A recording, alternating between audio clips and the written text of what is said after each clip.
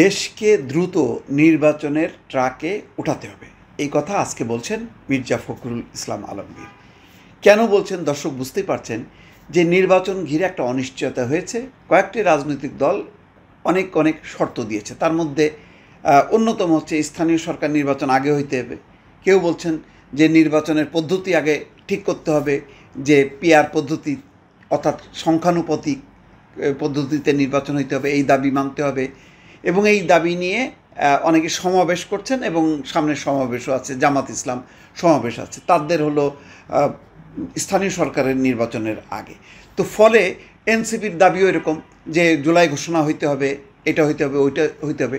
সব কিছু মিলিয়ে যে বিএনপির বাইরে যেই দুটি বড় রাজনৈতিক শক্তি আছে, জামাত এবং এনসিপি, তাদের বক্তব্যের কারণেই কিন্তু মির্জা ফখরুল ইসলাম আলমগীরকে এই কথা বলতে হচ্ছে যে দ্রুত দেশকে নির্বাচনের ট্র্যাকে উঠাতে হবে। দর্শক, এই হচ্ছে পরিস্থিতি। আজকে নির্বাচনের জন্য হাহাকার কেন করতে হচ্ছে এই যে পরিস্থিতির কারণে। তিনি বলছেন দেশের মঙ্গলের জন্যই দেশকে দ্রুত নির্বাচনের ট্র্যাকে উঠাতে হবে বলে মন্তব্য করেছেন বিএনপির মহাসচিব মির্জা ফখরুল ইসলাম আলমগীর। বুধবার তিনি নিউরোসায়েন্স অ্যান্ড হসপিটালে চিকিৎসাধীন বিএনপি চেয়ারপারসন উপদেষ্টা অধ্যাপক আব্দুল কুদ্দুস এবং অধ্যাপক সিরাজউদ্দিন আহমেদকে দেখতে যান মির্জা ফখরুল। এরপর তিনি সাংবাদিকদের সঙ্গে কথা বলেন। ফেব্রুয়ারিতে নির্বাচনের বিষয়ে একটি মহলের বিরোধিতা নিয়ে সাংবাদিকদের প্রশ্নের জবাব দিয়েছেন মির্জা ফখরুল ইসলাম আলমগীর। গণতন্ত্রের সবচেয়ে বড় শক্তি যদি কেউ থাকে সেটা হচ্ছে বিএনপি, এবং সবচেয়ে বেশি লড়াই করে থাকে সেটাও হচ্ছে বিএনপি। বাংলাদেশে একদলীয় শাসন ব্যবস্থা থেকে বিএনপি নিয়ে এসছে বহুদলীয় গণতন্ত্র এবং পরবর্তীকালে সংসদীয় গণতন্ত্র। দেশটাকে সবাই মিলে বাঁচাতে হবে। প্রতিটি রাজনৈতিক দলের দায়িত্ব হচ্ছে দেশকে সঠিক ট্র্যাকে ওঠানো, এবং যত দ্রুত সেটা ওঠানো যাবে ততই মঙ্গল।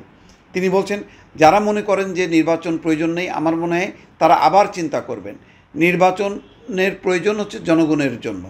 একটা নির্বাচিত সরকার দরকার, যে সরকারের সঙ্গে জনগণের সম্পর্ক থাকবে। সেই কারণেই আমরা বলেছি যে সংস্কারগুলো, যেই সংস্কারে আমরা অংশ নিচ্ছি, প্রত্যেকটা সংস্কারের দাবি আমরাই তুলেছি। সুতরাং সংস্কার এবং নির্বাচনের মধ্যে সাংঘর্ষিকতা নেই, দুটোই একসঙ্গে চলবে। কিন্তু অনেকে তো মানতে চাচ্ছে না। আগে বলছেন যে পুরো সংস্কার হইতে হবে, বিচার হইতে হবে, স্থানীয় সরকার নির্বাচন হইতে হবে, সংখ্যানুপাতিক নির্বাচন হইতে হবে, তারপরে নির্বাচন। এতগুলো ফ্যাক্টর যদি সামনে রাখা হয় এবং সেখানে বিএনপির আলাদা দৃষ্টিভঙ্গি আছে, প্রত্যেকের আলাদা আলাদা দৃষ্টিভঙ্গি আছে, কিন্তু একটা ব্যাপারে কিন্তু মিল আছে। সেটা কি?